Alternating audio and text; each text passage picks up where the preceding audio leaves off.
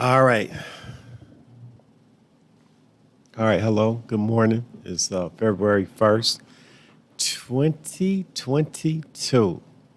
And it's been a minute since I've been on this particular station. You know, I have two stations, and I'm going through the growing pains. Yeah, I have two stations I'm trying to combine. This was my first station. And long story short, I ended up with another one. And I'm working on combining both of them. So stick with me. We're going somewhere. When we get, when I learn or get some money that I could pay people to help me. But at the end of the day, when it's all over with, when we can get, our content is good. It's just a matter of production. I'm going through some production issues, and I'm going through the learning process, and that's it. But stick with me. So anyway, it's been a minute since I've been on this channel, probably about 6 or 7 months. But I've made about 6 or 7 videos on another channel, and that channel is called A Spiritual Awakening Through Addiction and Recovery. Spiritual Awakening Through Addiction and Recovery. You can still put my name in the search engine, Suni, S-U-N-I, Sammy, S-A-M-I, and my channel is going to pop up. But anyway, stick with me, or just stay on this channel, hit the subscribe button, because I will be on this channel for sure. Why? Because this is where I have the most subscribers. And so that being said, we're going to jump into the content tonight, and that's being under the spell of denial. We're going to call this being under the spell of denial, and we're going to go through some things like dissociative behavior. We're going to circle back and talk about trauma, because trauma is a gateway to addictive behavior. So that being said, let's jump into it. All right, so denial. What is denial in the recovery sense? And understand this, that recovery, when you're in the process of recovery, no matter where you are in recovery, and when I say where you are, what do I mean? There's only one recovery, or one goal that a person has. That's getting better from addiction, and I'm not going to say suffering from addiction. That's getting better or working to achieve some recovery through addiction.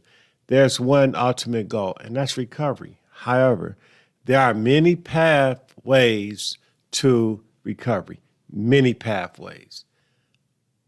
When it first started off, we had the AA, Alcoholics Anonymous. They presented the pathway, that group and that fellowship, through Dr. Bob and Dr. Bill. They came out with a very effective pathway. And then an offspring of that became Narcotics Anonymous. Then you had Fellowship Anonymous. Then you had Emotional Anonymous. So a lot of then you had codependency.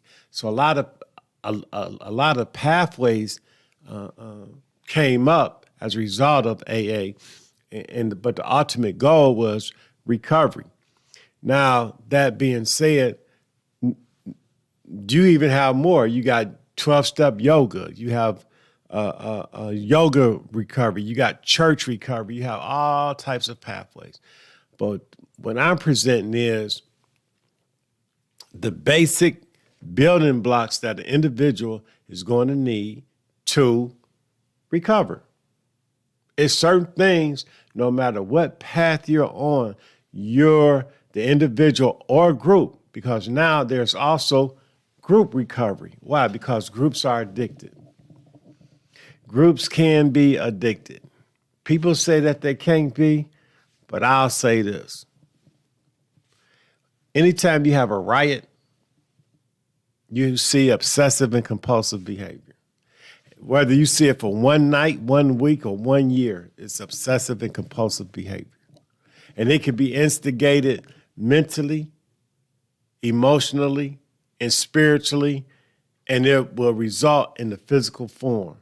And the physical form, in terms of a riot, is usually violence, some types of violence, burning up, tearing up, and so forth. And so what is addiction? Addiction is obsessive thinking and compulsive behavior resulting in total self-centered behavior. Total self-centered behavior. So that being said, let's move on. We're going to talk about, so I just explained what what addiction is. So we're going to move on to talk about what is denial. And I said being under the spell of denial. And when I say spell, very simply, the influence, where denial influenced the person mentally, physically, spiritually, and emotionally. Mentally, physically, spiritually, and emotionally, the person is affected. That being said, in order for a person to achieve an effective recovery, all 4 areas must be addressed, and all 4 areas must be redirected by what? By hitting the so-called bottom or rock bottom in all 4 areas. In this case, we're talking about, so in order to hit bottom, denial must be broken. If you don't get past denial, you will never, ever enter into recovery. And I don't care what your primary symptom is. And what do I mean by symptom? If addiction is obsession and compulsion, then the symptoms that will point to the addiction could be food, it could be gambling, it could be sex, it could be work, it could be selling. And when I say selling, I mean anything from drugs to automobiles to whatever it is you're selling that's going to excite or feed the obsessive and compulsive behavior. That is a fact. And so what happens with denial is, well, first let's look at what denial is and the different types of denial. Bam, got my notes. Denial, a synonym of denial is deception. And I'll add on self-deception, where the person has deceived themselves into not looking at reality the way it is. The reality of a situation, person, place, or thing, or a combination of them both. Failure to acknowledge an unacceptable truth or emotion, or to admit it into conscious use as a defense mechanism, and it's also used as a defense mechanism. So let me read that one more time. Denial. Denial is failure to acknowledge an unacceptable truth or emotion, or to admit it into consciousness, and is used as a defense mechanism at first. So I want to back up and where it says, or to admit it into consciousness, failure to acknowledge an unacceptable truth or emotion. So what is a good example of a molestation and rape? Is probably molestation and rape is probably one of the most incidents that take place in the individual lives that can cause them to go into denial. And why do I say that? And usually, an incident like that, like rape or molestation, occurs when two individuals are associated or know each other. In other words, they could be a friend of the family, a relative that commit this. And what happens is, when it happens with a person, the person that this act has been acted upon, they can't believe it's happening to them. They cannot believe that this process, and I'm calling it a process, the beginning of this process is happening to them. They're like, what the fuck's going on here? This person is doing this to me. And then they'll put and whatever's behind it, this is my father, or this is my mother, or this is my auntie, or whoever it may be. I can't believe it. And that's the start of denial, disbelief. And then at some point, disassociation will creep in. The event in itself is traumatic. It's trauma, and it has effect on the person's makeup, mentally, emotionally, and spiritually, and it'll result in a physical behavior. And at some point, that's when the addiction is beginning. And when I say the addiction is beginning, the denial starts setting in. And what happens with denial is where it says, and back to the point where it says failure to acknowledge an unacceptable truth or emotion. So they don't want to accept number one, what's happening, this whole process of what's happening to them. And then it says the emotional part. Now remember I said, addiction affects a person mentally, physically, spiritually, and emotionally. Bam, so here's the connection. The connection is where it says an unacceptable truth or emotion, or to admit it into consciousness. In other words, when they're not admitting it into consciousness, they're refusing to say this shit is happening, or it can't be happening to me, even though it is. So the traumatic event has initiated the process, and I say denial is a process. Why? Because when you get to the conscious part, and the conscious part is talking about the mind, it's an indicator to that it's in their thinking, it's in their mind. They say, nah, I ain't going with that. So intellectually, emotionally, or let's just say mentally and emotionally, there it is. The person is refusing to say that this shit is happening to me. And I ain't gonna think about it, or like that, or they'll put their own configuration on it.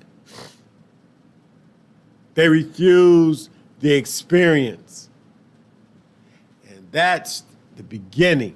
That traumatic event is the beginning of the denial process. And denial is a complex system. Why is it a complex system?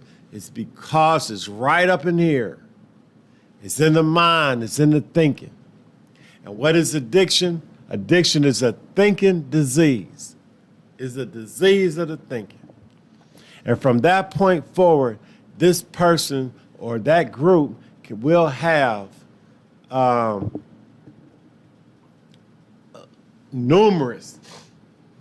as much as many ways as they can think, they will defend what happened to them, or they will deny what happened to them did not happen to them, or it happened in a way that's not associated with what? With the reality of the situation. Now, why is it a defense mechanism? Because right here at the bottom it says denial is used as a defense mechanism. And why is it used that way? It's because sometimes people cannot accept. They cannot accept. They cannot admit. And they will not surrender to the event that happened with them. And a lot of times, it's usually involving the people that's associated with the event. Uncle, stepfather, brother, mother, auntie, uncle, friend of the family. Because these people are usually, these types of relationships, and I'll call them relationships. I don't want to marginalize people. These types of relationships have affected the individual or the group in such a way that the person don't want to think about it. And the response to is so painful.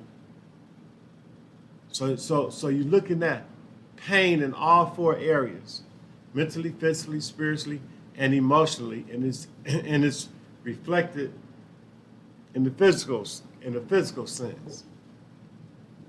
So what happens in the physical sense? What happens in the physical sense is the person beginning to act out. And they might act out with food, they might act out with drugs, alcohol, sex, overeating, working, or whatever it is to comfort the emotions. So there's an emotional attachment with the symptoms that I just named.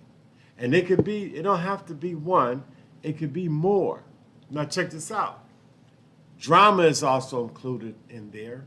Excitement is also included in there because drama brings on a certain type of excitement. So these are the things that feed the denial. And the defense mechanism, let me get back to that defense mechanism, is because if the person or the individual identifies with the reality or the truth of what happened, they might lose their mind. It might affect them, it might affect them mentally so much that they might commit suicide or have a suicide attempt, or they could end up in the mental hospital. Or they might just want to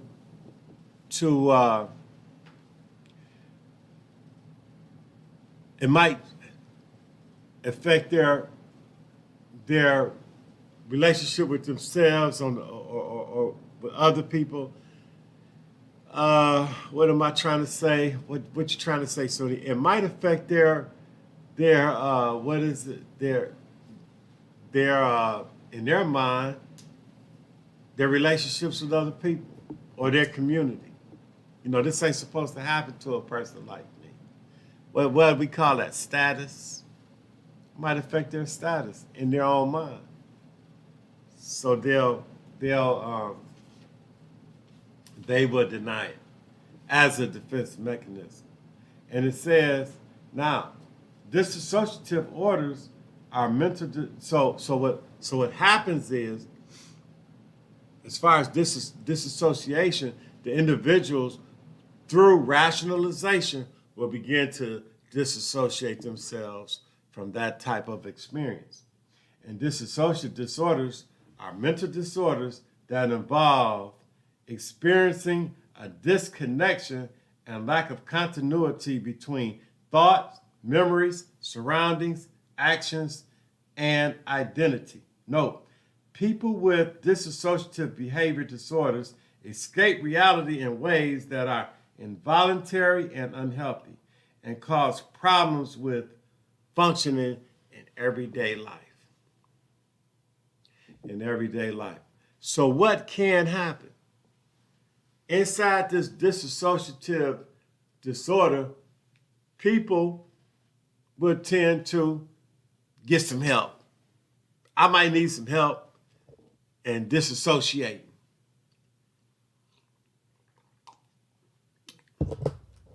And what type of help would they get? Well, let me get some drugs. Let me get some alcohol, some sex, some gambling, some excitement. So what I'm pointing to is that they will get something that will help them feel, talking about emotionally, mentally, not to think or to ease the thinking or to support the story, and spiritually. When I say spiritually, I don't mean anything that has to do with religion. I mean energetically. I mean their energy from the inside. Because what has happened during the traumatic event, their internal energy centers have been, maybe all, maybe a few, have been affected. In some cases, retarded. They become retarded. So that being said, and my microphone is doing this thing. So that being said, and it says in unhealthy ways. So the unhealthy ways, like I talked about, the drugs, the food, the alcohol. And then what happens is the thinking starts to transform or mutate.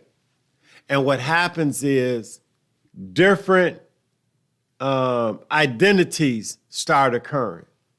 So Carl Jung called it a shadow self. I'll relate this to the shadow selves. I got to go back in and change some things, right? The shadow self. As a result of the trauma, a different personality occurs to help support the dissociative disorders, to help support the rejection or the unacknowledgeable of the unacceptable truth of the rape or the molestation. And the reason why I chose this is because this is one common thing that's happened to a large percentage of society and kids that grow up. When you listen to people in addictive situations, at some point, they've had something that's sexually connected to their retardedness. And it has affected them in all four areas. And as a result, they've developed a shadow self or another personality or personalities to support them. So they become what? Self-obsessed. Self-obsessed. And now what's happening in their life? The drama is on. Yeah, the drama is on. And it's not, it's not funny, and the drama is on. So that being said, there's 3 types of dissociative disorders. But first, let me back up with the trauma. I'm gonna talk about the trauma for a second. There are 4 types of trauma. There's 4 types of trauma. Now, remember I said trauma is the doorway. It's the doorway or gateway into addiction. And what is addiction? Like I said, it is excessive thinking and compulsive behavior, and is demonstrated in total self-centeredness. Trauma 1, or acute trauma. Now, first, trauma, which is I also call the darkness. When trauma hits, darkness sets in, the addiction. So basically, all trauma is when the individual feels threatened or is threatened or danger or death is they can see this experience is happening or about to happen. And so mentally, physically, and spiritually, they feel trouble. So the first form of trauma is called acute trauma. And let me switch this up a little bit here and get my, so I can keep my face in the camera. All right, acute trauma. This level of trauma occurs when an individual experiences a single stressful or dangerous event in their lives. It's a single acute trauma is a single stressful or dangerous event. It happens one time, and it could be anything. It could be a traffic accident. Somebody got beat up, raped, molested, but it happens one time. Now, what the psychologists and the psychiatrists are saying is that in acute trauma, an individual can get over it through counseling or medication or a combination of the both. They're saying it's not and I said they, not me. They're saying it's serious, but it can be dealt with under the right under the right situation, under the right treatment, the right guidance. Yeah. The next one is called chronic trauma. And excuse me. And a chronic trauma occurs when repeated and prolonged when the person when the person is exposed to repeated and prolonged highly stressful and dangerous situation. So the situation is repeated, but it's the same situation. It's not a different, it's the same situation. So a person could be robbed on a daily basis. They could be raped on a daily basis. They could be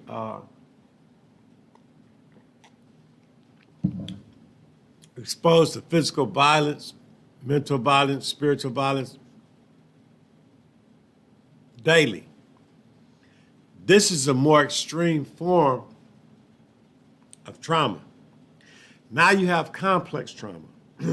Inside the complex trauma, you have multiple traumatic events that are stressful and dangerous, that a person experienced stressful and dangerous feelings and emotions.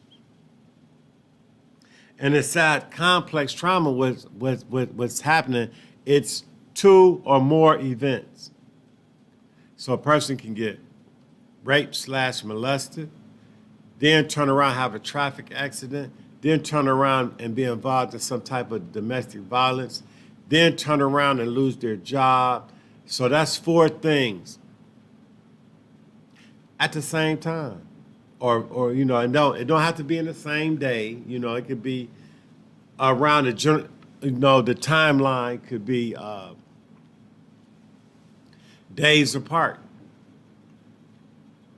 But inside of, let's say, a 3-month period, and I'll extend it out to 3 months because everything I do will say 3 months. I'll put it in a 3-month interval. So anyway, so in 3 months, a person, experienced a lot of stuff. Now, this is a more extreme form of trauma. Then you have what is called PTSD, post-traumatic stress disorder. And this is usually suffered by children, ones that have, before they reach adolescence, they might have been exposed to, let's say, juvenile, or a foster care family that was not loving and caring, or from a home that was not loving and caring. There was not a lot of loving and caring. There's a lot of violence and so forth and mayhem going on. So when that child reaches, let's say, the legal age, they have this post-traumatic stress disorders going on with them. And what happens is, because of the trauma that they lived, and it seems to be like complex trauma that they live, then they begin to behave on that. I mean, they have what's called a behavioral disorder. So moving on. Now what happens in every case is there is some denial there, because remember, like I said, denial is used to protect. Is to protect the individual. That's what they use it for. But let me say this, really, the best thing would always to seek help, some outside help. So anyway, let's move on, and we're talking about the disorders. Now, as a person grows up or continue to live, and these issues are not addressed, whether it's acute, complex, or what did I say? Let me get back to my little notes here. I shouldn't have put them down. Whether it's acute, whether it's complex, or what's the other one? I ain't gonna spend too much time looking for it. Or the third one. If they don't get any help, then the seeds of addiction or the symptoms of addiction are most likely to take place. Now, what happens is, as the person, let's say, time goes on and they don't get no treatment, resentment start kicking in, anger start kicking in, and a lot of fear. And so these personalities that I talked about of the shadow self begins to develop, and they begin to affect a person in all four areas, in their thinking, in their feelings, spiritually, and then we'll see it manifest in the physical. And so, what is a resentment? So we're going to talk about resentment, anger, and fear. A resentment is, I got my notes right here, and I'm going to just use resentment, anger, and fear. I'm going to define them in a recovery sense. And when I say recovery sense, I'm going to use recovery literature, but there's also a dictionary.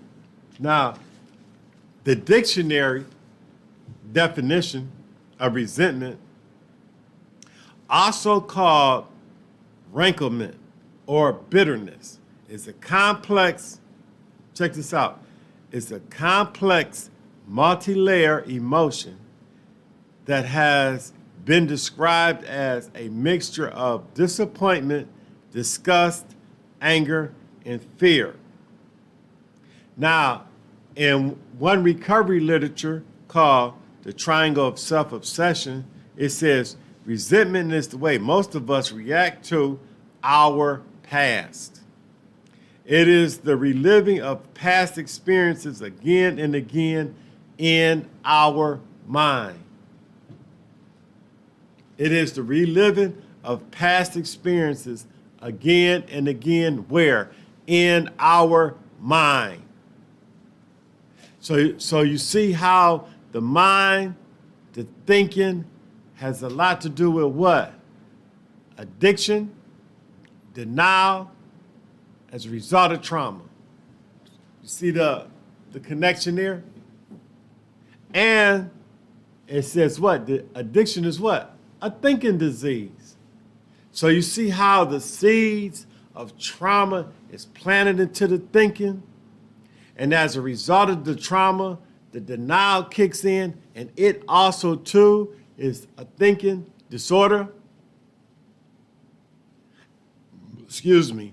And at some point, what happens is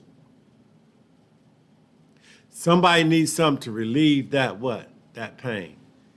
Anger. Anger is the way most of us deal with the present. It is our reaction to and denial of reality. Anger. Shit ain't happening. This can't be happening to me. Why did this happen to me?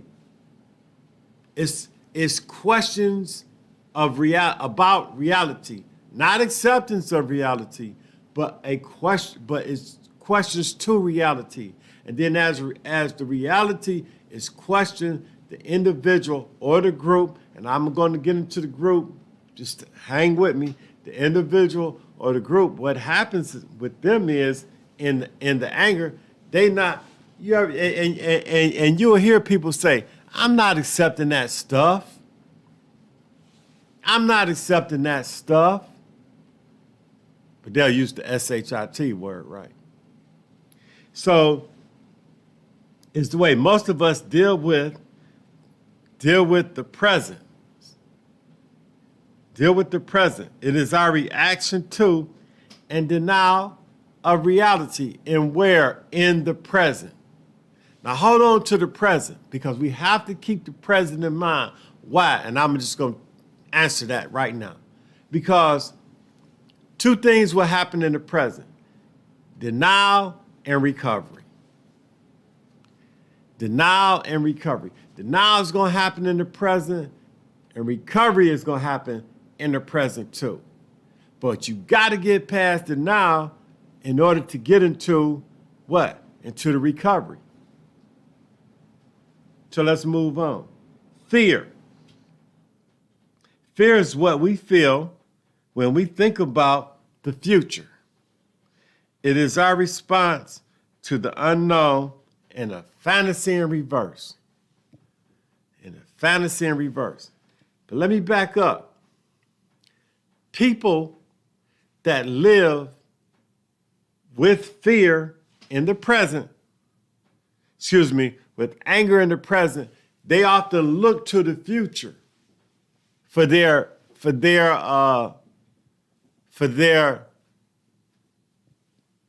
they won't live in the present. Present is too painful. So they'll use the future as a remedy for the present. And what vehicle would they use? Y'all ready? Y'all ready for the vehicle? It's called fantasy. They start fantasizing and coming up with all types of prediction on what the future is going to be like because they're dissatisfied in their present. And they will tend to deny the present because in their mind, they can configure the future on what it's going to be like. They call it prediction. They got these predictions on what, and I'm telling you, man, this is why denial is considered a system and not a single event, a complex system. A complex meaning that it has many facets. Many facets. It's a complex system that has what? Many facets. And what happened with people that are in denial, in their mind, they're living in their mind. Remember, addiction is what? A thinking disorder. It affects the thinking. That's right. And guess what? Disassociation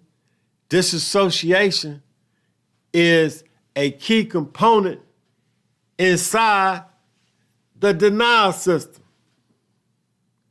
So fear is what we feel, It says fear is what we feel. And feeling is going straight to what? The emotions. And the emotions is connected to the what? To the thinking. And the thinking is connected to the body. And the body moves on what? The energy. 1, 2, 3, 4. The 4 makeups of the human: mental, physical, spiritual, and emotional. And I'm not going to say this is a bad disease. Oh, this is bad. You know how people, oh, this is bad.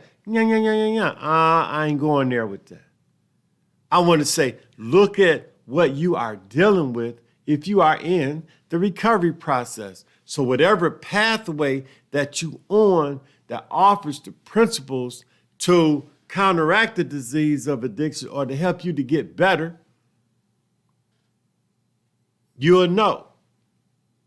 That's why if you're in a self-help program or you're receiving professional help, number one, you got to come out your own denial. And in order to come out of denial, you must go back to that traumatic event that happened in your life, whether it was acute or the other two, or you have PTSD. And you're going to have to sit there with that event and look at that event. That's why getting help is so important. But see, what happens a lot of times is the pain is so great that, number one, if the right support is not in place, the individual or the group may suffer more. It may be more harmful than it will be beneficial.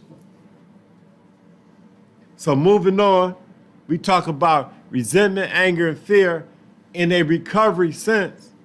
We talked about trauma. We talked dissociative behaviors. So let's go into the three types of dissociative disorders. Dissociative identity. And I'm going to use one, just one example. But we see it every day, where people don't want to identify the reality of who they are. The reality. People don't want to identify with the reality of themselves. They will call themselves anything but who they are. Whether it's race, whether it's sex, whether it's class, and I mean social class. They don't want to identify with that. They rather be somebody else. That's like a person that's dark skinned, big lips, big nose, have an African accent, and they call themselves an Indian. That's like a person being white, blue eyes, blonde hair, thin lips, pointed nose, and they say they black. That's called dissociative identity. And I'm not going to get into the sex thing that we got going, that's happening or manifesting. I'm not going to get up into that, because I don't want to lose nobody.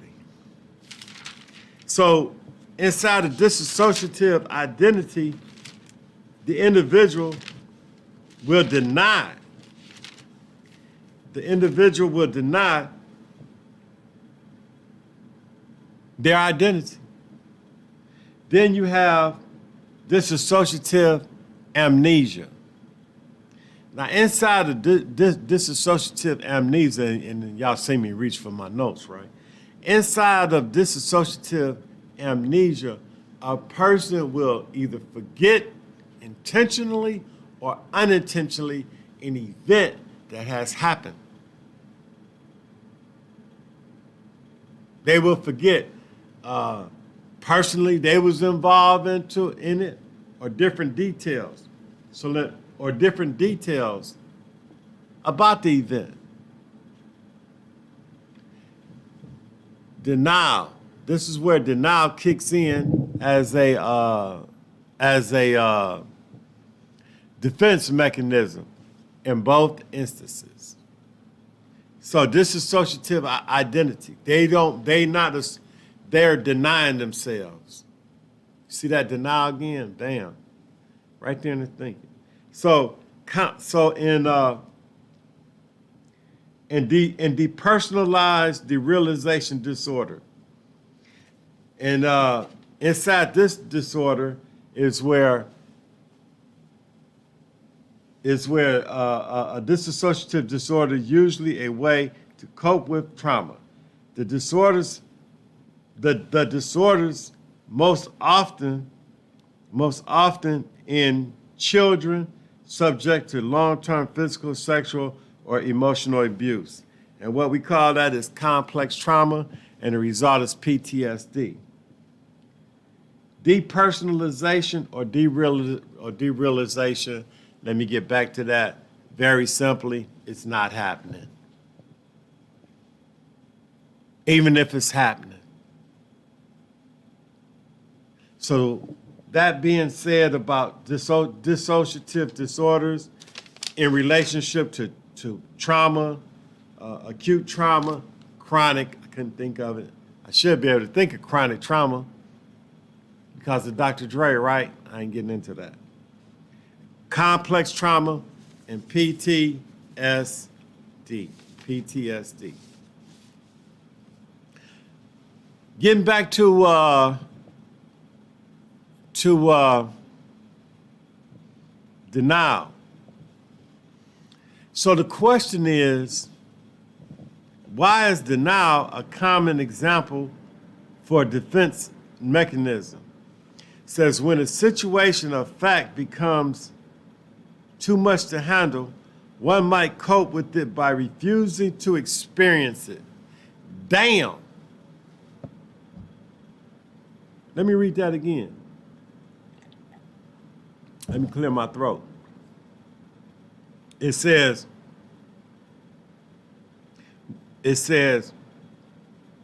why is denial a common example for defense mechanism? When the situation of fact becomes too much to handle, one might cope by refusing to experience it. By denying reality, one is essentially protecting oneself from having to face and deal with the unpleasant consequences and pain that accompany acceptance. Well, that accompany acceptance. Inside this definition inside this explanation is a key word, and it's called acceptance. So in order for one to get to recovery, and to get into the recovery process, 4 things must happen. The person must come out of denial, and how you come out of denial is you admit what's going on. And admittance is a part of looking at that trauma that happened to you. Then, after admittance comes acceptance. Oh, did I hear acceptance?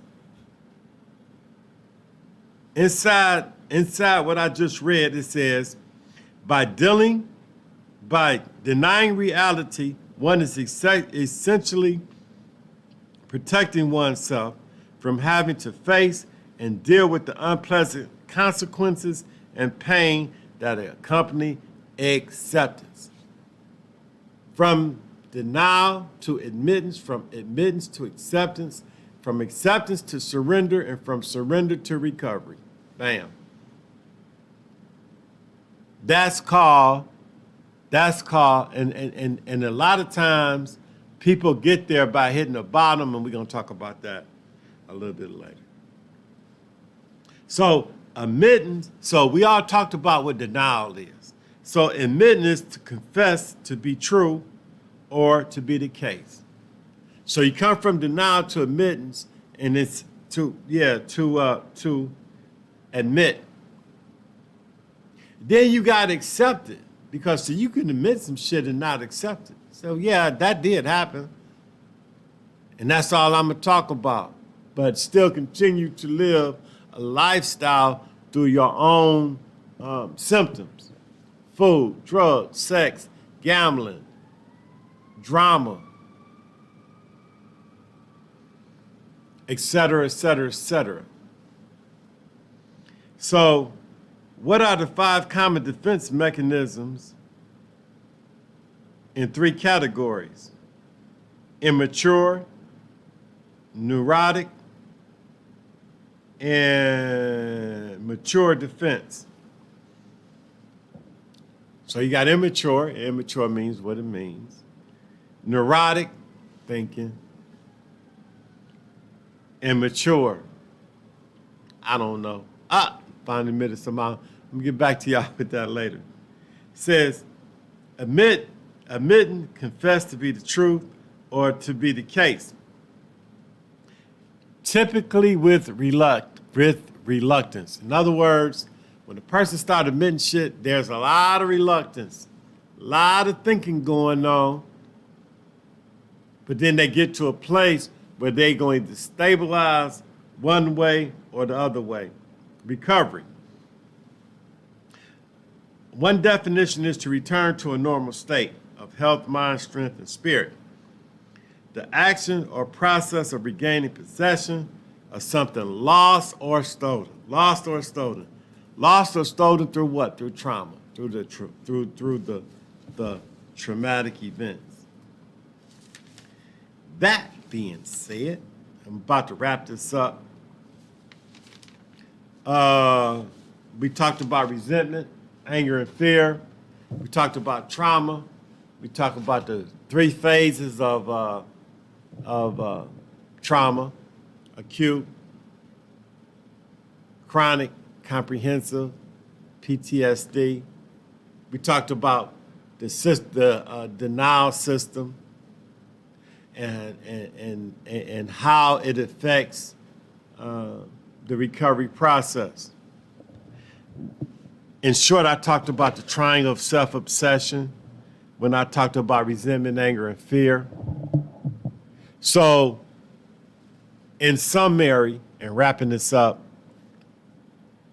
is these are the hurdles that must be overcome, because since denial is a system that use the symptoms of addiction that the individual or the group use to protect themselves, a lot of people, they may come out, you'll see them put their symptoms down, but when a person goes back or quote unquote relapse, understand that the system, that one of the components, one or more of the key components of a denial has crept in, and the pain that the individual feels as a result of the trauma has crept back in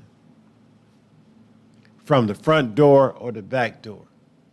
The front door is the thinking, the rationality, and the back door is that they've gotten clean and they've hit a road or they hit a block, and then they went back to that mode of thinking that got them where they were.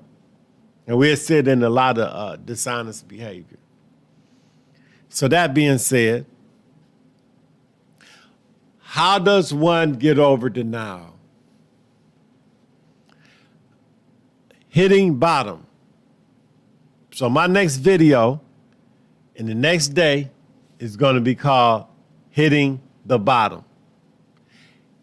If a person has a success in hitting the bottom, and success means mentally, physically, spiritually, and emotionally without reservation, they can they can enter into the process of recovery. So the next video that I put out is going to be called Hitting Bottom and entering into the process. And hitting bottom is a process. So that being said, we're going to stop at this time. Please hit subscribe. Understand, we're going to get this channel together more. We're working on this channel is about helping people to recover, helping groups to recover. You know, it's not about, getting a lot of subscribes and making money and stuff like that. No, my main thing is helping individuals to recover. So that being said, I'd like to thank everybody for tuning in. I'd like to thank all my computers and stuff like that for, I had to start this thing over about twice, right? And man, I'm telling you, this is some work. It's some work, but we're going to be doing it. We got some, we're going to put out some more content. The ultimate goal here is to get to to spiritual enlightenment.